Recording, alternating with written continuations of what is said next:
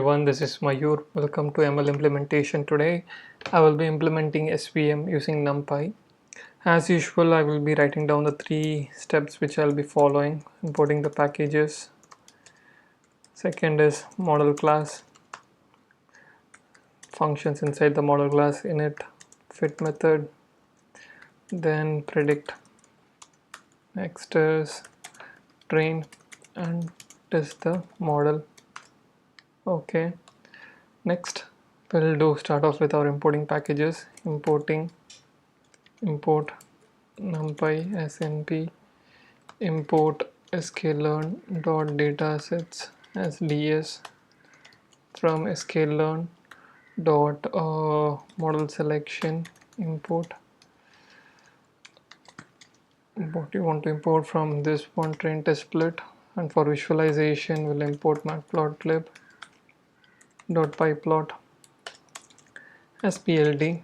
Okay, next is the class is equal to, since we are writing what SVM for classification, I'll just give this as this one, SVM underscore C, and we'll initialize our init method with a couple of few parameters.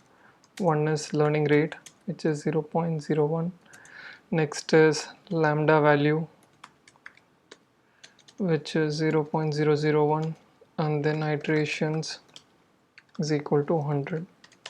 So just to give you a note, right, so lambda underscore v, what it will do is it helps us in identifying or the amount of misclassification we can expect from our SVM. As we change our value of lambda v, we'll get number of misclassification increasing and decreasing. So we'll experiment with this at the last stage. So right now we'll just include them. LR is equal to LR self dot lambda is equal to lambda underscore v self dot iterations is equal to iterations. Next we'll write the fit method. So it will take in our input features and target variables. So we'll take our samples from this one, underscore n underscore samples and n underscore features is equal to x dot shape. Next we'll initialize our weight is equal to np dot zeros is equal to n underscore features, right? Yeah, so our bias is equal to 0. Next I'll iterate through the iterations, number of iterations which we have mentioned earlier, like self dot iterations. Next we'll iterate through our x for I comma x in enumerate of x. So here what we'll do is we'll iterate through each data point and find out what is the prediction value, and then we'll see what is the sign of the prediction, if it is positive or negative. Then we have to do understand if it is misclassified or classified correctly. So this is the conditions for identifying if a particular data point is classified correctly or not. So y of I, this is our class label into, and np dot, so np dot x comma self dot weight plus self dot bias.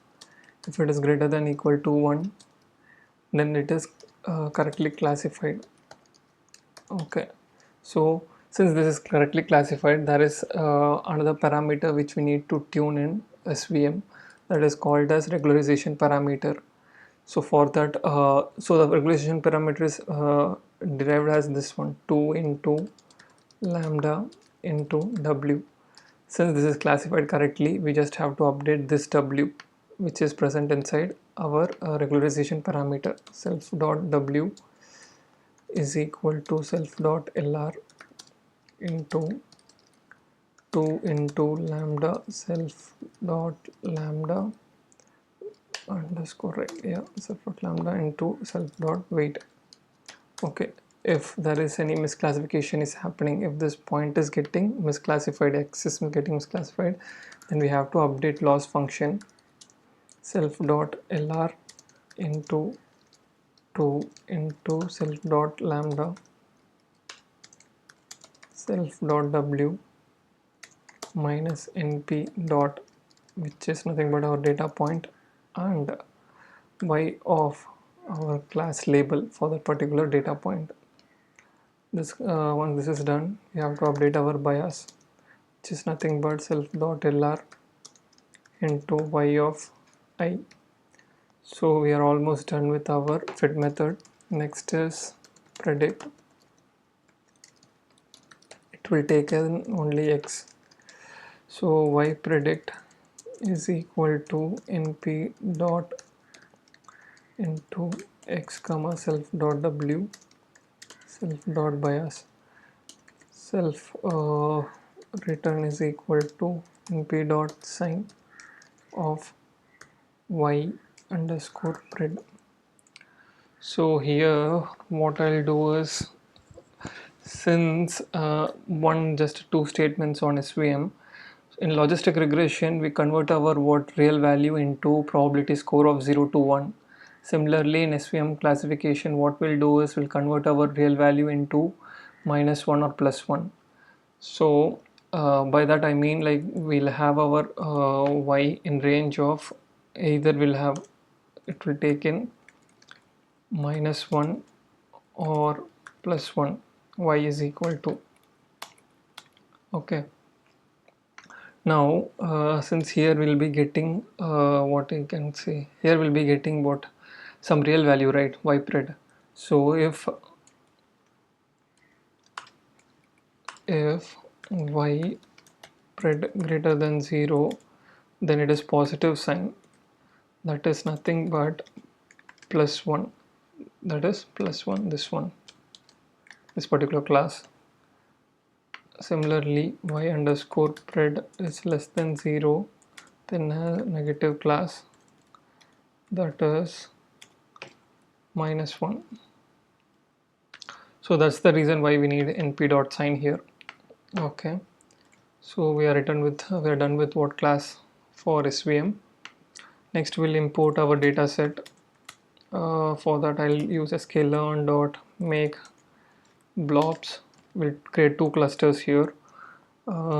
First is number of samples we need in the cluster, that is around 50, and number of features is equal to 2, number of centers, right, centers is equal to 2, and the cluster standard deviation, the amount of how we want our data points to what spread across the centers, right, it's 1.05, and random state is equal to 1. Okay, now I'll just print out what is y here. Okay, this gives a value in between 0 and 1. Actually one class is 0, another class is 1. So since we are expecting what y is equal to -1 or +1, we'll change this print this y from 0 to -1. For that we'll do something called as np dot where y is equal to 0, -1 or +1. Now we have y is equal to, yeah, okay, this is correct. Now we have to do train test split, x underscore train x underscore test comma y underscore train y underscore test is equal to train test split x comma y comma test size is equal to 0.2 comma random state is equal to 1. Okay, now what I'll do is I'll initialize the model. svc is equal to sv, I'm not sure what is the name I have given here, yeah, svm underscore c. For right now I'll be using the same default parameters. Lr is equal to 0.01, lambda v is equal to 0.001, iteration is equal to 100. We can experiment later on this one. Okay, once this is initialized, we have to fit our x train and x test. Then we have to do prediction y pred is equal to svc dot predict. So for that we need x test. Okay, Now I'll write a accuracy function to test how much of our x test and the value predicted from x test is matching with our ground truth, which is nothing but our y test. So here y test is our y true, comma y pred return np dot sum y underscore true equal to y underscore pred length of y underscore true. Okay, let's see our accuracy here. Y underscore test comma y underscore pred. Let's see. Yeah, it gives an accuracy of 1. Okay, so we are done with our SVM. So I have written a method. Already I've written a method. So this is that method. What it will do is help us in identifying our hyperplane. This is a very interesting part actually. So here if we see, right, so it will take what all this stuff, and let's just execute this thing. Let's see what happens. Okay, I'll just make some changes to this iterations, and okay, learning rate as 0.01, and maybe I'll reduce the number of errors.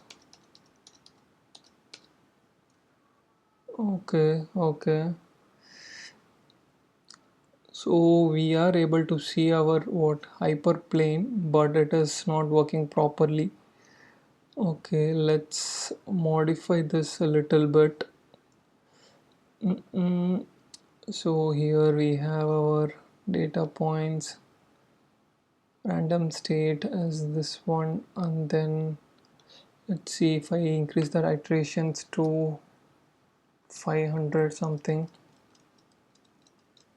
How this model works, nothing is changing, right? So once again x is equal to w. Okay, from where these values are being fetched up actually now? X w b offset. Okay, plot. Okay, so classification class. Okay, this is okay, so I have to modify these things, right? I am not changing this thing here.